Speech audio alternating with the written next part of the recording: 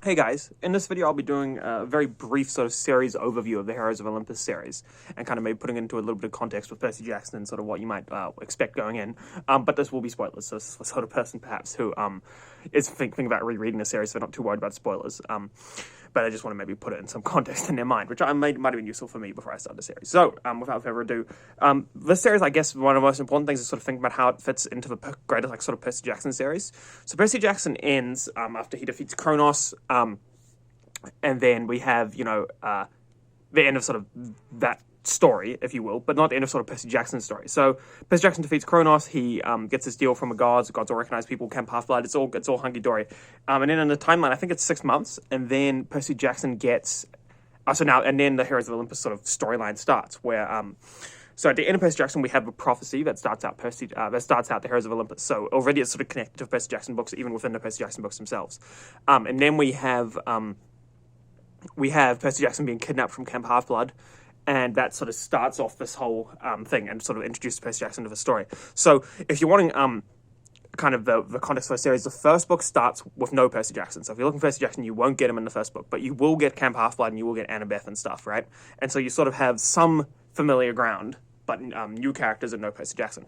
But in the second book, you get the opposite, where you got basically no familiar ground because you're in a totally different camp, Camp Jupiter, but you have Percy Jackson to sort of anchor you to the previous series. So for both these first two books, you have something to kind of keep you grounded to the original Percy Jackson series, which you might have sort of signed up for. You wanted some more of that. And then as we go into the rest of the series, we get all our old characters plus Percy Jackson, plus like the camp and all that. So it's mainly just those first two books where it was a bit of a learning curve. And so we do get, the way the story is told is that there is, it's like sort of switching perspective each chapter. So, one chapter will be Percy's chapter, one chapter will be Annabeth's chapter, which is a little bit of a change from Percy Jackson, which is obviously a first person from Percy's perspective the entire time. But this one's quite interesting because we still get Percy's perspective in third person by this time, which is fun and interesting. It's nice to still have Percy, but then we also get Annabeth's perspective sometime, which is something that would have been perhaps quite interesting for the original series. And then we get the perspective of these new different characters. And so that brings us into the new different characters, which is that at first, when I first started reading this, you're sort of afraid that you're not really going to warm to these characters. Because to be honest, I was kind of there for Percy Jackson, right? I mean, he's really cool, and that's kind of why I'm here. But I will say that these, I guess maybe just having a perspective really helped. And obviously Rick Riordan is just a very talented author. And so these new characters are actually really interesting, and I sort of feel like kind of interesting additions to the Percy Jackson story.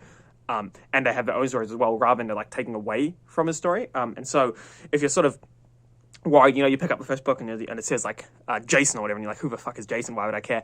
But I guess what I'd say to that is that you will care kind of soonish, which is kind of how I sort of responded to that. So I hope that sort of explains how this kind of series relates to Percy Jackson. And you do get a lot of Percy Jackson, in this, and some of the best chapters, I think, in fact, probably the best chapters are still Percy chapters, or at least Annabeth chapters where you see Percy. But yeah, so that's kind of how it relates to Percy Jackson series. And now just kind of to move to a kind of a quick review of the series. So if you check my channel, I've done a review for each of the individual books.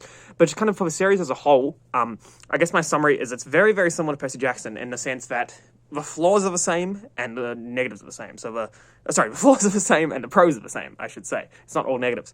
So the pros are, it still has the same thing as Percy Jackson. It's extremely funny. It's creative. It's interesting. You see, and it's also historically fun, or I guess mythologically fun. You get to see different mythological creatures and figures, and it's just enjoyable seeing them presented in one world. And that's kind of a big attraction that Percy Jackson has, and it's 100% present in the series as well. So that's really good.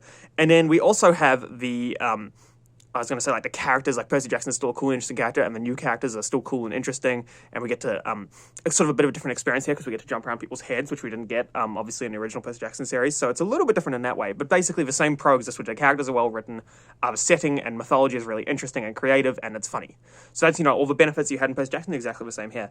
But then, of course, there's the negatives, which are also the same, which is that nothing makes a lot of sense, and, nothing is really explained. All the explanations you do get are really sort of carefree and quick and aren't really satisfying. And so you kind of have to breeze past, why don't they just use guns to kill all the monsters, seeing as it was proven in Titan's Curse that you can load celestial bronze into guns? Well, don't answer, just don't worry about it. It's a sort of stuff like that, which kind of does undercut the series a tiny little bit, but as I've said in a lot of my reviews, the pros, I think, outweigh the cons, even with that in mind. So yeah, I guess, to conclude this video, If you read the series, you'll get your share of Percy Jackson. You'll probably enjoy it. You get some new characters who don't detract from the story, but rather they add to it. And it has sort of the same pros and cons as Percy Jackson. So with that said, I guess the whole sort of thesis of this overly long video is that if you like Percy Jackson, you're going to like this series. And I would also say possibly the series is a little bit of improvement over Percy Jackson in some ways. I think maybe his Rick Riordan's craft of writing has improved. So, and you can also fully jump into the series without reading Percy Jackson if you really want to, though I would recommend reading Percy Jackson first just because it's a great series. But yeah, so overall, if you like Percy Jackson, you'll like this. And if you didn't like Percy Jackson, you might still like this. So yeah, thanks for watching and have a great day.